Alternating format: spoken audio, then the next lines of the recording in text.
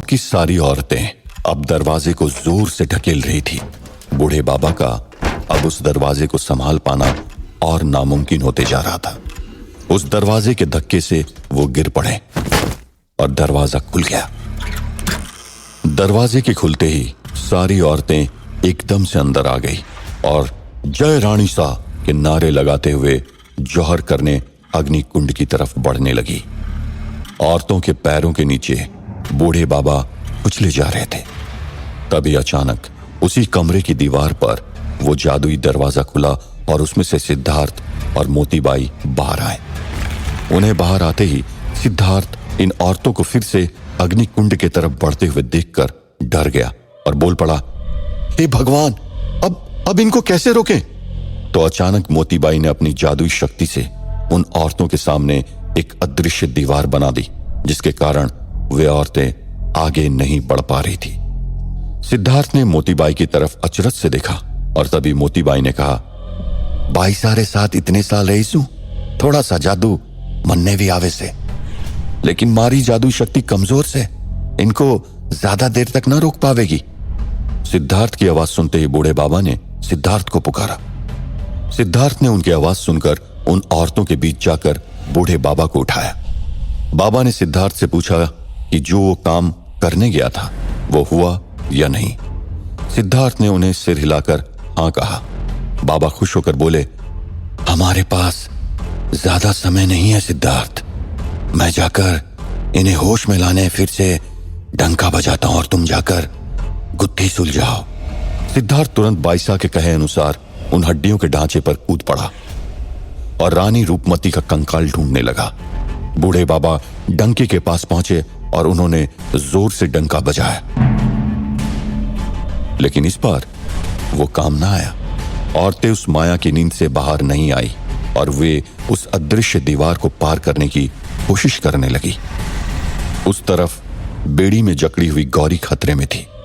वो शैतानी औरत हाथ में चाकू लेकर गौरी का पेट चीरने वाली थी कि अचानक गौरी ने अपना एक पैर बेड़ी से किसी तरह आजाद किया और जोर से उस औरत के मुंह पर लात मारी। वो औरत दूर जाकर गिर गई। गौरी खुद को आजाद करवाने जोरों से हाथ पैर झटकने लगी और उसका एक हाथ बेड़ी से निकल गया। वो औरत वहां आकर उसे पकड़ पाती, तब तक गौरी वहां से छूटकर भागी। वो औरत उसका पीछा करने के बदले जोरों से हंसने लगी। गौरी ने पीछे मुड़ के देखा तो उस औरत ने कहा, बेवकूफ लड़की, एक बार शैतान की जंजीरों में बंध गई फिर कभी न छूट पाओगी।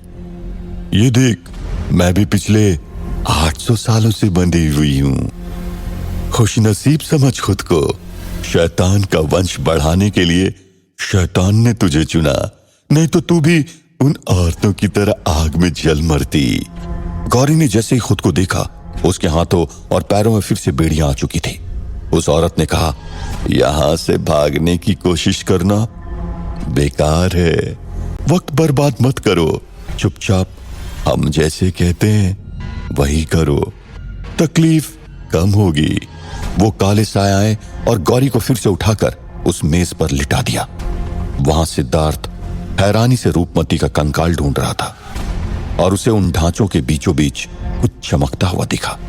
सिद्धार्थ वहां तक पहुंचा और उस चमकती हुई चीज को उठाया तो देखा कि वो आधा पिघला हुआ कंगन था।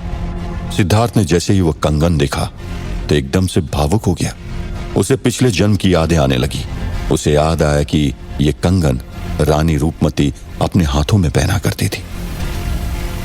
सिद्धार्थ को कंगन देखते ही अंदाजा हो गया कि रानी रूपमती का कंकाल वहीं कहीं पर होना चाहिए। सिद्धार्थ जल्दी से सारे टूटे हुए कंकाल उठाने लगता है, जब उसे सब हड्डियों के ढेर के नीचे एक कंकाल दिखता है जिसके गले में सोने के पिघले हुए गहने थे, सिर पर सोने का पिघला हुआ चूड़ामणि था और कमर पर सोने का पिघला हुआ कमरबंद भी था। कंकाल पूरा था, टूटा हुआ नहीं था। देखते ही उसे पता चल गया कि वही रानी रूपमती का कंकाल था। सिद्धार्थ उस कंकाल को उठाने के लिए झुका और जैसे ही सिद्धार्थ ने उसे छुआ, उसके पिछले जन्म की यादें ताजा होने लगी। उसकी आंखों के सामने रूपमती के साथ बीते पलों की यादें आने लगी। याद आते ही उसकी आंखों में आंसू आ गए। सिद्धार्थ ने अपने दोनों हाथों से रानी रूपमती के उस कंकाल को उठा लिया और उठाते ही उसने पाया कि उस कंकाल के पेट के हिस्से में एक अजन्मे बच्चे का आधा जला हुआ कंकाल उसकी पसलियों में चिपका हुआ था। सिद्धार्थ को एहसास था कि यह उसी का बच्चा था, लेकिन बीज शैतान का था। सिद्धार्थ उस कंकाल को उठाकर फिर से जलाने के लिए अग्निकुंड के पास ले ही जा रहा था कि अचानक बूढ़े बाबा चिल्लाए, सिद्धार्थ अपने पीछे देखो। सिद्धार्थ पीछे देखने जाए उससे पहले उसके सिर पर किसी भारी चीज से वार हुआ और सिद्धार्थ नीचे गिर गया। पीछे एक भयानक काला साया खड़ा था। उसने सिद्धार्थ के नीचे से रूपमती का कंकाल उठाया और अपने साथ ले जाने लगा। बूढ़े बाबा सिद्धार्थ की तरफ दौड़े। मोतीबाई ने उस काले साये को रूपमती का कंकाल ले जाते हुए देखा तो अपनी शक्ति से उसके इर्द गिर्द एक एक दीवार बना दी और उन्होंने बूढ़े बाबा से कहा, बाबा इस औरत और साये को मैं ज्यादा देर ना रोक पाऊंगी, आप सिद्धार्थ रो जल्दी उठाओ। मोतीबाई की अदृश्य दीवार कमजोर हो रही थी। जौहर करने उत्सुक गांव की औरतें आगे बढ़ने को तैयार थी। वहां गौरी को इस बार कस के बांधा गया था। वो हिल भी नहीं पा रही थी। उस औरत ने गौरी के पेट पर हल्दी वाला पानी डाला और उसके पेट पर कोयले से निशान बनाया। इस तरह बूढ़े बाबा सिद्धार्थ को संभालने जाते हैं। सिद्धार्थ सिर पर हाथ धरे दर्द से कहरा उठता है। मोतीबाई की जादुई दीवार उस काले साये को ज्यादा देर तक रोक नहीं पाई। उस काले साये ने उस दीवार को तोड़कर आगे बढ़ा ही था कि सिद्धार्थ ने छलांग लगाकर उससे रूपमती का कंकाल छीन लिया और बाबा से कहा, इसकी पसलियों में फंसे आधे जले हुए बच्चे को निकालिए बाबा। यह कहते ही उसने कंकाल बाबा के हाथों में दे दिया। वो साया जैसे ही कंकाल को बाबा से छीनने गया, सिद्धार्थ ने उस साये पर अपनी कुल्हाड़ी से वार किया। सिद्धार्थ की कुल्हाड़ी साये के आर पार चली गई, लेकिन साये को कुछ भी नहीं हुआ। सिद्धार्थ ने साये पर फिर से वार किया, लेकिन साये को कुछ नहीं हुआ।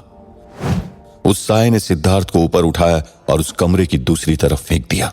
उस साये ने बाबा को भी उठाया और फेंक दिया। उस कंकाल को हाथ में लेकर आगे चलने लगा। उसी वक्त मोतीबाई की वो अदृश्य दीवार भी टूट गई और सारी औरतें तेजी से अग्नि कुंड की तरफ बढ़ने लगी।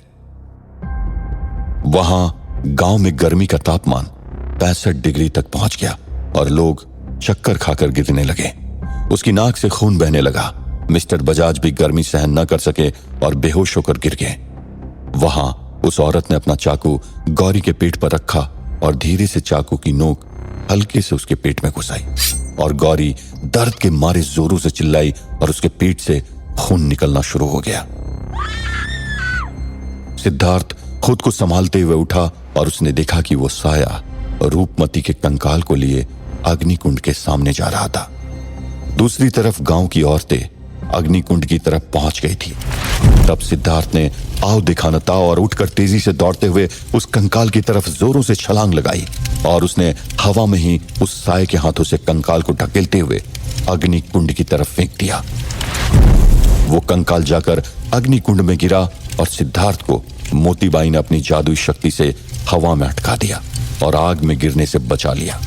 कंकाल के आग में गिरते ही उसकी पसलियों में अटके उस शैतान के बच्चे का दिल भी जलने लग गया और उसके जलते ही उस दरवाजे का श्राप खत्म हो गया और औरतें जो आग में कूदने ही वाली थी अचानक से होश में आ गई और रुक गई। वो औरत जो गौरी का पेट काट रही थी और वो साया दोनों एक साथ ही भस्म हो गए। बाहर गांव में गर्मी का तापमान एकदम से नीचे आ गया और लोगों को तुरंत ही राहत मिलने लगी। उस जौहर के कुंड की अग्नि भी कम होती गई और देखते ही देखते बुझ गई। बाहर गांव में एकाएक वातावरण में परिवर्तन हुआ और बादल छाने लगे। ठंडी ठंडी बूंदें गिरने लगी। बूंदों के गिरते ही मौत के मुंह तक पहुंचे हुए गांव वालों में जैसे नई जान आ गई। उस कमरे में सारी औरतें एक दूसरे को अचंभे से देखने लगी कि उन्हें हो क्या गया था और वे यहां पहुंची कैसे। मोतीबाई ने सिद्धार्थ को नीचे उतारा। बूढ़े बाबा उठकर मोतीबाई की तरफ आए और उससे कहा, मोतीबाई, इतने सालों बाद देखकर अच्छा लगा। मोतीबाई ने मुस्कुराते हुए उन्हें प्रणाम किया और सिद्धार्थ के पास गई। सिद्धार्थ से कुछ पूछने ही वाली थी कि उस कमरे के एक अंधेरे कोने से गौरी लड़खड़ाते हुए आई। उसके पेट से खून बह रहा था।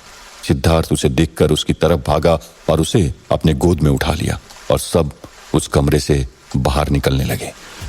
हवेली के दरवाजे से गांव की सारी औरतें बाहर निकलने लगी। उनके पीछे मोतीबाई, बूढ़े बाबा, सिद्धार्थ गोद में गौरी को लेकर बाहर निकले। उनकी आंखों में सफलता की खुशी थी। गौरी के पेट से खून निकलता देखकर मिस्टर बजाज थोड़े घबराए और सिद्धार्थ के पीछे पीछे चलने लगे। हल्की हल्की बारिश में सब गांव की तरफ बढ़ने लगे और बस्ती में पहुंचते ही वैद्य जी के घर गए और गौरी का इलाज करवाया। वैद्य जी ने गौरी के जख्म पर कुछ टांके लगाकर कुछ दवाइयां दी और उसे सर्किट हाउस जाकर आराम करने को कहा। वहां पर सरपंच काका ने सिद्धार्थ को गले लगाया और कहा, आज तुम न होते तो हम सब मर ही जाते बेटा। तभी किसी दूसरे गांव वाले ने कहा, पहले संकट में डालो और फिर उस संकट से बचाओ। ये खेल कब तक खेलोगे सिद्धार्थ? तब सरपंच काका ने कहा, सिद्धार्थ जो कर रहा है इस गांव के भले के लिए कर रहा है। उस गांव वाले ने कहा, काका आप अच्छे हो इसलिए आपको सब अच्छे लगते हैं। तभी अचानक पीछे से आवाज आई, खुद तो अच्छा से ही लेकिन उसके साथ आदमी री परख भी से मारे चंदू में। सबने पीछे मुड़ के देखा। वहां मोतीबाई खड़ी थी। सरपंच काका की तरफ प्यार भरी आंखों से देख रही थी। गांव वालों ने उन्हें पहचाना नहीं और एक दूसरे से पूछने लगे कि वो कौन है। तभी सरपंच काका ने उन्हें देखा और देखते ही चौंक गए और उनकी आंखों में आंसू आ गए और वो हड़बड़ाते हुए बोले, मां। सरपंच के मुंह से मां सुनते ही सब हैरान रह गए। सरपंच काका दौड़ते हुए आए और अपने मां को गले से लगा लिया। सरपंच काका और मोतीबाई एक दूसरे के गले लग के खूब रोए। मां बेटे के मिलन का यह दृश्य देखकर गांव वालों की आंखों में भी पानी आ गया। कुछ पल के बाद मोतीबाई ने बताया कि 50 साल पहले जब बाईसा ने गांव वालों में आतंक फैलाना शुरू किया था, तब उसी ने बाईसा को वो आतंक बंद करने की विनती की थी। तब बाईसा उन्हें भी अपने साथ नौकरानी बनाकर ले गई थी। बाईसा का जिक्र होते ही गांव वाले थोड़ा घबराने लगे थे। तब मोतीबाई ने सारी घटना उन्हें सुनाई कि कैसे उनको बचाते बचाते बाईसा ने अंत में शैतान से लड़ते हुए अपनी जान दे दी। कहा, अगर सिद्धार्थ ना होता तो आज भी बाईसा का जमीर जगा ना होता और गांव वालों को और मारे को उनसे मुक्ति ना मिलती। गांव वालों के दिल में सिद्धार्थ के लिए आदर और बढ़ गया और वे सिद्धार्थ की जय जयकार करने लगे। जो उसे पसंद नहीं करते थे उन्होंने भी सिद्धार्थ को धन्यवाद दिया। उस रात सर्किट हाउस में खाना खाने के बाद जब सारे लोग सोने चले गए, तब सिद्धार्थ गौरी के साथ कुछ वक्त बिताने उसके कमरे में गया। सिद्धार्थ ने गौरी से पूछा, दर्द कैसा है तुम्हारा? गौरी ने कहा, तुम सामने आते हो तो दर्द का एहसास नहीं होता। सिद्धार्थ शर्मा गया और उसके चेहरे पर हल्की सी मुस्कान आ गई। सिद्धार्थ ने गौरी से कहा, मुझे एक बात करनी थी तुमसे। दरअसल यह हवेली इतनी मनहूस है कि हर बार नया दरवाजा खोलने पर एक नई मुसीबत खड़ी हो जाती है और काली शक्तियां सबसे ज्यादा तुम पर हावी हो जाती है और तुम्हें सबसे ज्यादा परेशानी उठानी पड़ती है। इसीलिए आपसे तुम इन सब झंझटों से प्लीज दूर ही रहना, मैं संभाल लूंगा। तब गौरी ने कहा, वादा किया है खुद से कि तुम्हें कभी अकेला नहीं छोड़ूंगी, जब तक या तो तुम्हारी मां को छुड़ाकर गांव को श्राप मुक्त न कर दूं या फिर जब तक मेरी जान न चली जाती है। मरने की बात सुनते ही सिद्धार्थ ने गुस्से से कहा, हर बार मरने की बात करना जरूरी है क्या? क्यों नहीं समझती हो कि मैं तुम्हें खोना नहीं चाहता? हर बार जब तुम पर मुसीबत आती है मैं खुद को कोसता हूं कि मेरी वजह से कहीं तुम्हें कुछ हो गया तो मैं खुद को कभी माफ नहीं कर पाऊंगा। सिद्धार्थ के शब्द सुनकर गौरी भावुक हो गई और सिद्धार्थ को गले से लगा लिया। सिद्धार्थ ने भी गौरी को कस के गले लगा लिया।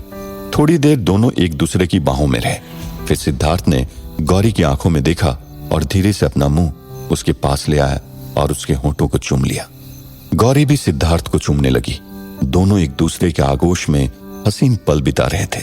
सिद्धार्थ गौरी का गला चूमने लगा और गौरी ने सिद्धार्थ को खुद के पास खींचा और दोनों उस बिस्तर पे लेट गए। सिद्धार्थ गौरी की आंखों में देख रहा था और उसने कहा, I love you Gauri. Gauri ने भी सिद्धार्थ से कहा, आई लव यू टू। दोनों फिर से एक दूसरे के होंठों को चूमने लगे। तब अचानक गौरी के कमरे की खिड़की का शीशा जोरों से टूटा। दोनों ने डर कर खिड़की के पास देखा तो उन्हें पता चला कि किसी ने बड़ा सा पत्थर मारकर खिड़की का शीशा तोड़ दिया था। सिद्धार्थ झट से उठकर खिड़की के पास जाकर देखने को उठा ही था कि फिर से एक बड़ा पत्थर उड़ते हुए आया और दूसरी खिड़की का शीशा तोड़कर अंदर आ गया। सिद्धार्थ को चोट लगते लगते बची। सिद्धार्थ ने खिड़की के बाहर झांका तो उसे कोई छिपते छिपाते हुए भागते दिखाई दिया। सिद्धार्थ ने जोर से आवाज लगाई, कौन है, कौन है वहां? यह कहते ही सिद्धार्थ भागकर नीचे गया।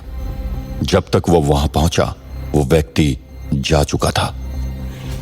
सिद्धार्थ पलटकर लौटने लगा तब उसे जमीन पर पैरों के निशान दिखे और उसके पास कुछ पड़ा हुआ दिखा। सिद्धार्थ ने पास जाकर देखा, वो पड़ी हुई चीज उठाई और वो चीज देखते ही चौंक कर बोल पड़ा, बूढ़े बाबा? क्या बूढ़े बाबा ने ही गौरी के कमरे पर वार किया था? अगर हां तो आखिर क्यों? क्या कोई और चुनौती सिद्धार्थ की राह देख रही थी? इसके बाद वाला दरवाजा क्या मुसीबत लेकर आएगा इनके लिए? जानने के लिए सुनते रहिए वीरानगढ़, ओनली ऑन पॉकेट FM।